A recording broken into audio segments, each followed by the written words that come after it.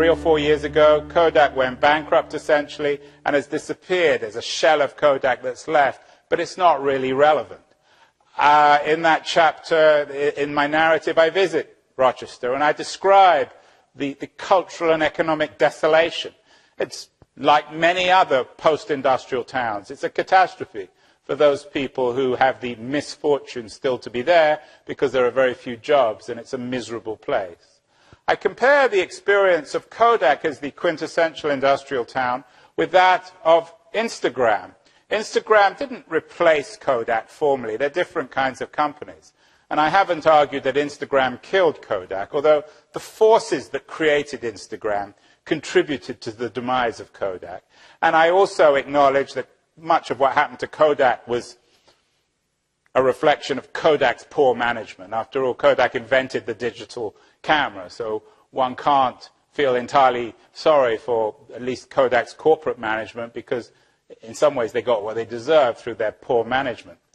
But Instagram, which in a sense is a replacement, I create the term the Kodak moment, which is of course the marketing term Kodak used, and argue that the Kodak moment was replaced by the Instagram moment, which again was a phrase that the Instagram founder Kevin Systrom kind of appropriated from Kodak.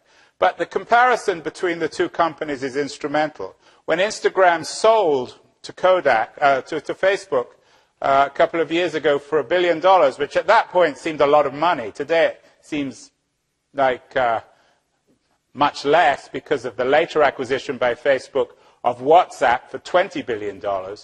But when it was sold for $1 billion, Instagram employed, I think, 15 people. Now you think to yourself, well, how is it possible for a company that employed so few people to be worth so much money? And here's where the core critique of the internet lies, I think, is that what has happened in the digital economy is that the industrial factory has been turned inside out. It's been made ubiquitous, universal.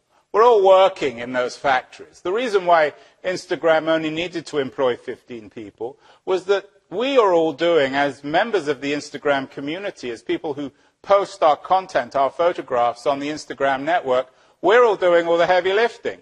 We're creating their content, just as it's our intelligence, our links, our websites that give Google its intelligence, just as it's our posts, our tweets that give Twitter and Facebook their value. Now, some people would say, well, we make that choice, and to some extent it's true. No one's forcing anyone to post on Instagram. But that does reflect the fundamental dilemma of the internet economy, that it's not creating jobs, that it's creating a new class of digital workers or a new type of industrial or post-industrial digital production. It's universalized the factory in a situation where no one is working and we're all contributing to the massive creation of value in companies that barely employ anyone.